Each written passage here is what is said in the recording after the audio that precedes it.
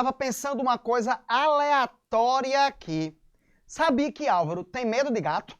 Eu não acreditei quando eu descobri que ele tem medo de gato. Como é que um ser humano tem medo de gato? Barata, eu até entendo, escorpião, cobra, esses negócios todos. Mas não, ele tem medo de gato. Aí eu perguntei se ele queria que o estudioso tivesse como um mascote, um periquito. Talvez ele goste dos periquitos. Mas, voltando para a nossa aula felina, nós temos agora o período clássico. E esse período clássico, não esqueça, é exatamente o período de quê? Do apogeu da civilização Grécia. Então, vamos para a nossa aula. Sem gato. E aí, voltando para a nossa aula sem gatos, porque Álvaro tem medo de gato, nós teremos, então, simplesmente a ideia que o período clássico é o apogeu, é o auge, é o período de maior expansão da civilização grega de maneira geral. Tranquilo? Outra coisa importante é a gente saber que, nesse momento, a Grécia está totalmente fragmentada politicamente. Ei, politicamente. Culturalmente, não. Os gregos vão compartilhar a mesma língua, a mesma religião, a mesma percepção dos estrangeiros. Então, eles são uma civilização porque possuem uma unidade cultural, mas eles são fragmentados politicamente. Essas fragmentações são em chamadas cidades-estado, só que na Grécia e exclusivamente na Grécia, elas são chamadas de polis. Essas polis são cidades-estado com ideia de nação, independência, autonomia militar, administrativa. Existe até a ideia, o conceito de autonomia mesmo cultural, apesar de não existir na prática. Na Grécia, existiam mais de 400 polis. Agora, dessas 400 polis, apenas na Grécia. Atenas chegou e fundou uma cidade lá na África ou na Ásia. É até uma cidade grega. É uma cidade-estado.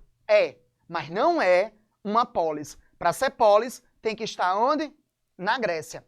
Para ser polis, não pode ter sido fundada por outra cidade. Tá? Uma coisa interessante é que na Grécia nós temos das 400, mais duas principais. A cidade de Atenas e a cidade de Esparta. Olha aí a cidade de Atenas como um exemplo urbano e arquitetônico. A polis aí. Cuidado que, como Roma, isso aí não é apenas e exclusivamente a polis. A polis é todo o território que está circundando essa estrutura que vocês estão olhando, que vocês olharam aí, tá? Um elemento interessante é perceber que essa própria arquitetura, ela compõe um discurso político, sectário. Nem todos os habitantes da polis podiam circular em todos os períodos, em todos os espaços. Por exemplo, as mulheres não podiam ir à Acrópole, as mulheres não podiam ir ao ginásio, as mulheres não podiam ir, por exemplo, ao teatro grego. Então você tem uma estrutura urbana que é organizada, pensada ideologicamente para ser sectária do ponto de vista do gênero, por exemplo, tá? Não vou dizer tudo, porque seria impossível a gente conversar isso numa aulinha aqui para o YouTube, tá? Mas pense um pouco sobre essas questões. A cidade como discurso político, a cidade como discurso ideológico. A arquitetura não é apenas arquitetura. O que é que eu já disse? Um prédio não é apenas um prédio. Então se ligue nisso. Olha de novo a imagem para vocês perceberem a ideia de fortificação, para vocês perceberem que existe uma diferença espacial de altura, a cidade alta, a cidade mais baixa. É uma cidade que vai ser pensada do ponto de vista político e ideológico. Nem todo mundo que mora na cidade é cidadão. Então a gente também tem que ter cuidado com isso, tá? Cidadão é uma coisa, habitante da cidade é outra coisa. Tranquilo? A cidade de Esparta, nós não temos representações dela, tá? A cidade de Esparta ela vai ser destruída ao longo do tempo e não vai sobrar nada. Até porque fora as ruínas de alicerce. Até porque, quando a gente está falando de Esparta, ela não tinha muralhas. Os espartanos, com aquela ideia de militarismo, diziam que os peitos dos espartanos são as muralhas de Esparta. Vixe Maria, fiquei até arrepiado, né? E naquela época não tinha gato. Aí não tinha gato lá, os espartanos não tinham medo de gato. Se fosse hoje em dia, uma fobia de gato. Álvaro tem fobia de gato. Como é que pode um negócio desse? Eu descobri isso hoje, é uma coisa absurda. Alguém ter fobia de gato. Então, Atenas e Esparta são as duas cidades, tá? Meu amigo, existia um rei no Egito que ele eliminou todos os gatos porque disse que os gatos eram elementos do mal. E eu acredito nessa teoria dele. Talvez eu seja um ascendente desse cara, né? Eu acho que ele é muito importante e refletiu muito validamente sobre isso. Você que é um desconhecedor do Egito, entendeu? Eu não posso dizer nada sobre isso.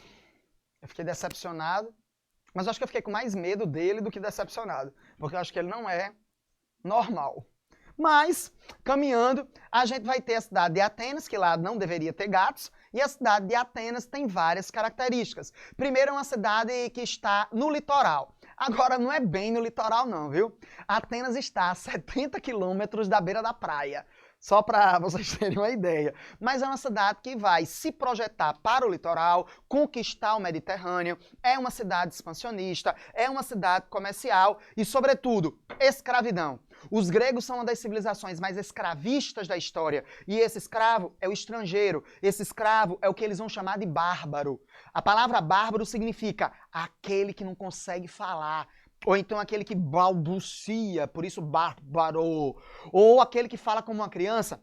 Os gregos vão dizer que aqueles que não são gregos são inferiores porque não conseguem pensar. Os gregos vão dizer que aqueles que não são gregos, o seu corpo é produzido para o trabalho físico, para o trabalho manual, para o trabalho artesanal. Sabia disso? Pega uma curiosidade enriquecendo com você, estudiosa! Só para você se mostrar. Essa história de achar que os gregos valorizavam as artes não significa dizer que eles valorizavam os artistas. Todo o trabalho manual era considerado inferior. Essa ideia de que a gente acaba achando que os gregos valorizavam seus escultores, e isso, seus arquitetos, isso vem do Renascimento. São aqueles caras renascentistas que vão dar a ideia pra gente de que os gregos valorizavam. Não valorizam. Toda arte manual é chamada de arte do vulgo, da vulgaridade, arte do comum, das pessoas comuns, desses estrangeiros, desses bárbaros, desses inferiores. São esses caras que são escravizados. E essa escravização acontece a partir da expansão, a partir da conquista de outros territórios. Claro, existia uma ideia aí de escravidão por dívida. Todos os livros, apostilas, trazem essa perspectiva.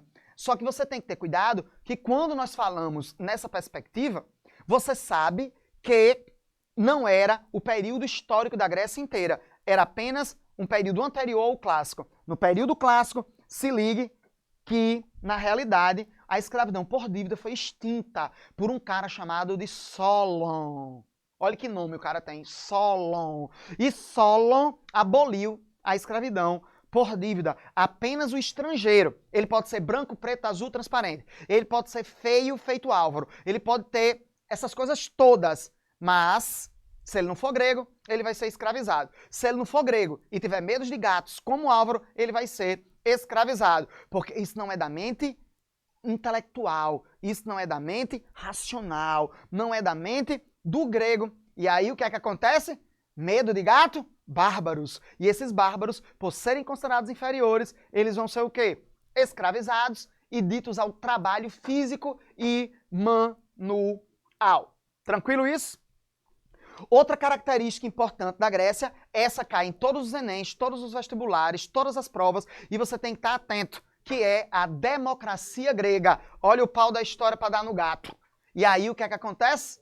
A democracia. Primeira coisa, monstrinho lindo, perfeito. Democracia grega, não é nossa. A palavra traduzida ao pé da letra e rápido significa o quê? Governo do povo.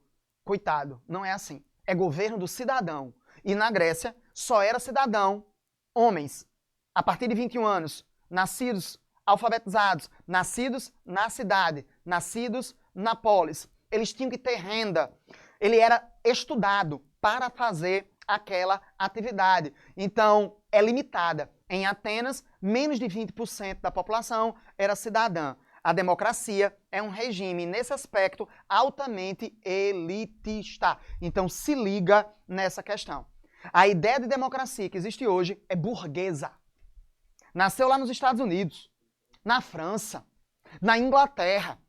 O que nós chamamos de democracia não tem nada a ver com a democracia que é desenvolvida pelos atenienses, desenvolvida pelos gregos durante o período clássico. Olha o pau da história para dar na cabeça de quem errar isso.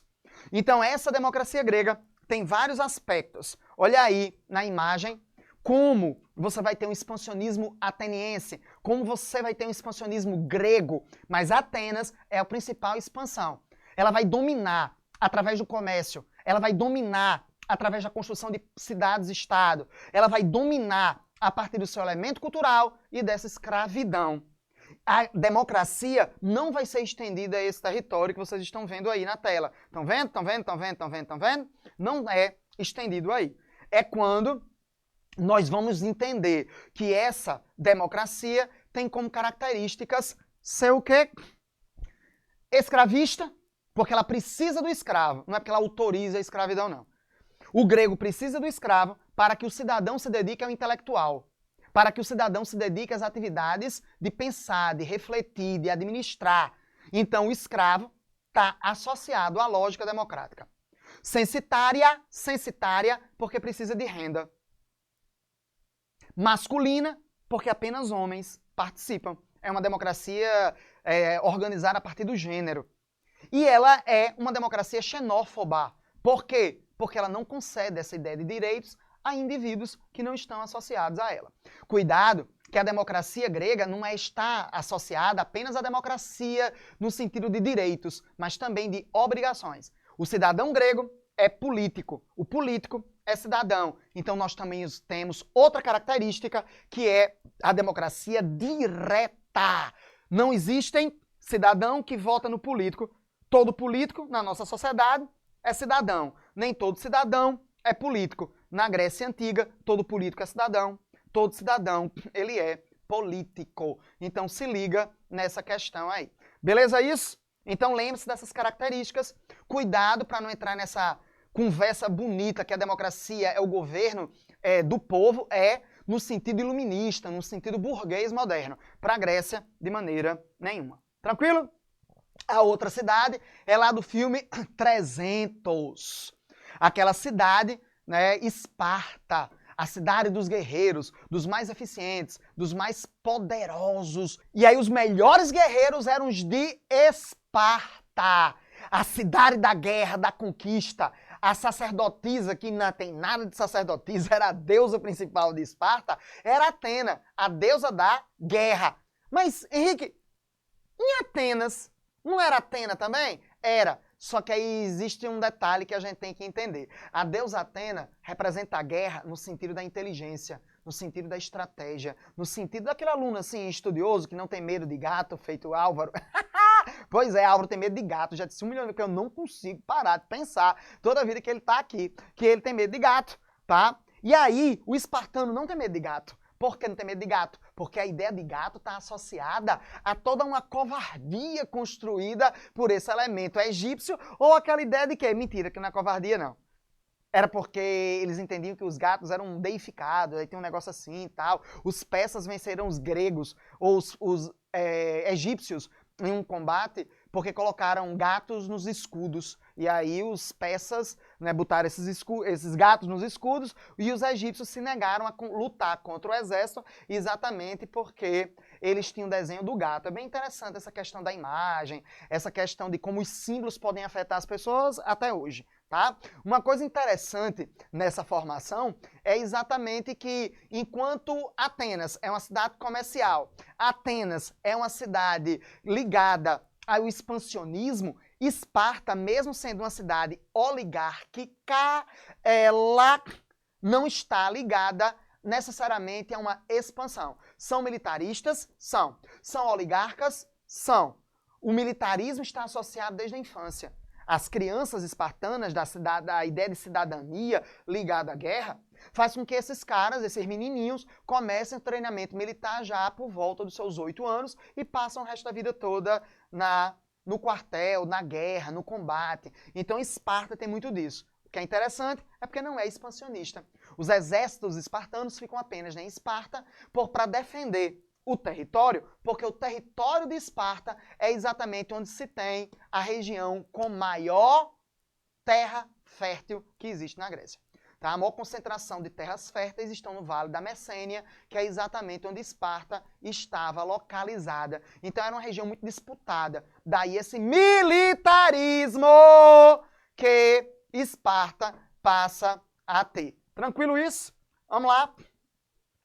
A escravidão em Atenas também existe, só que em Esparta também existe. Só tem um cuidadozinho que a gente tem que pensar sobre isso. Que cuidado é esse que a gente tem que ter? Que o escravo em Atenas é propriedade privada. Em Esparta, o escravo é propriedade do Estado e o cidadão espartano tem o direito de usar essa imagem, de usar esse indivíduo, de usar essa mão de obra, mas não é dele. Tranquilo isso? Beleza? Essas duas cidades um dia vão entrar em guerra. E aí a gente vai ter na nossa próxima aula a ideia das guerras gregas. Então se ligue que a gente vai para outra aula sobre Grécia. Das guerras gregas até a invasão macedônica. Valeu? Até a próxima aula. Ó o pau da história para dar no gato que Álvaro tem medo.